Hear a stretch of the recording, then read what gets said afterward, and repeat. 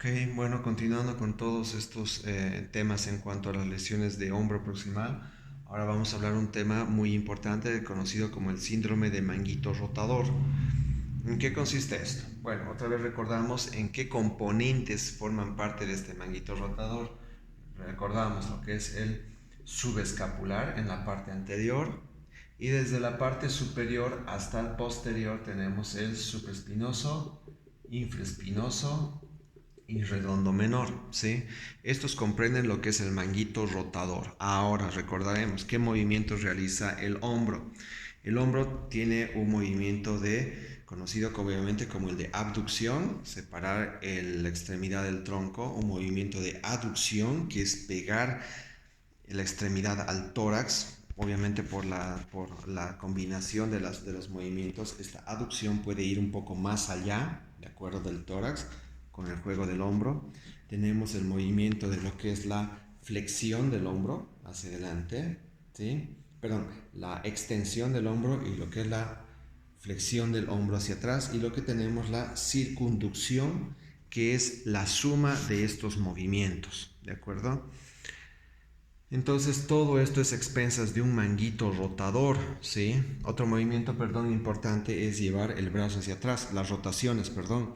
Esta rotación, que es la rotación interna, ¿sí? Rotación interna, ¿de acuerdo? En la cual puede ir hasta por detrás del tórax para cosas tan diarias como el abrocharse el brasier en las mujeres, diferentes cosas que nos lleva el brazo en una rotación interna máxima. Y lo que es la rotación externa, ¿no? Entonces todos estos son rangos y movimientos de lo que es el manguito rotador. Ahora, ¿cómo se puede lesionar? ¿Qué es lo más frecuente?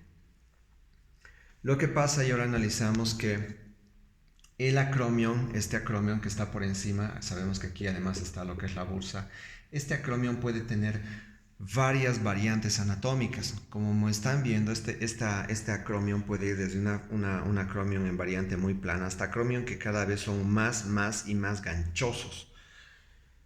Entonces, como se sobreentiende, van a empezar a producir un conflicto aquí abajo, ¿ya? Quiere decir que, bueno, está descrita cada etapa, pero para que podamos entender esto de una forma un poco más práctica, podemos sobreentender entonces que obviamente estas lesiones van a ir progresando, obviamente dependiendo de la evolución del tiempo. ¿Desde qué?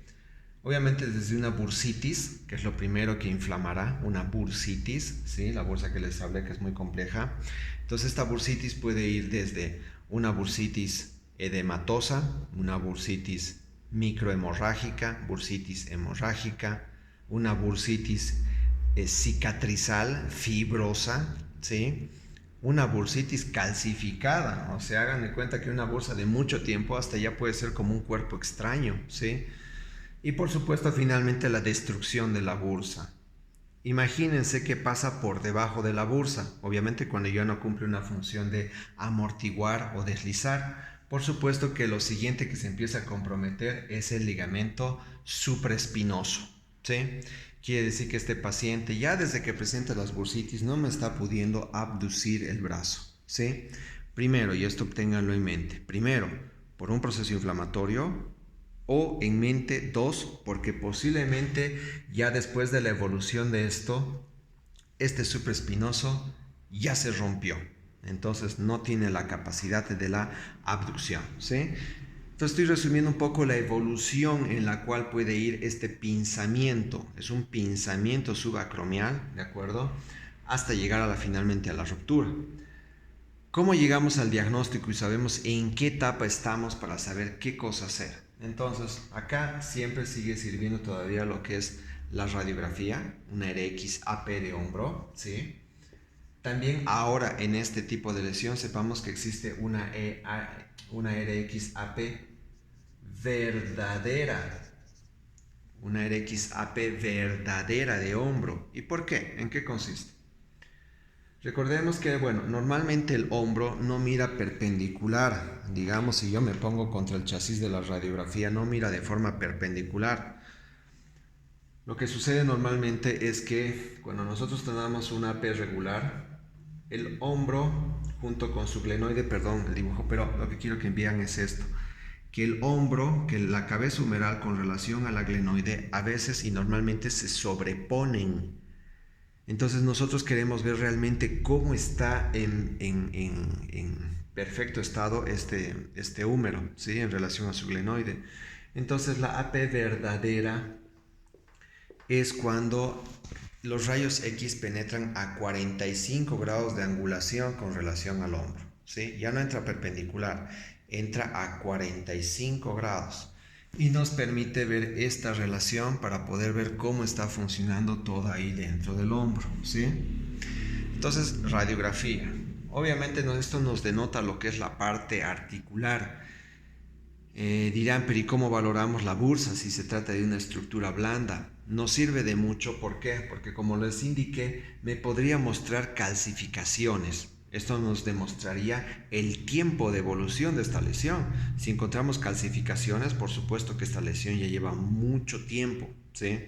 Y podría tratarse, obviamente, por esa imagen de una ruptura definitiva del supraespinoso. ¿Se entiende? Y finalmente también obviamente nos sirve bastante lo que es la ecografía. Entonces la ecografía nos permite saber el estado de esta bursa edematosa, hemorrágica, calcificada, desgarrada, fibrosa, lo que sea. Nos orienta mucho en saber cómo está la bursa.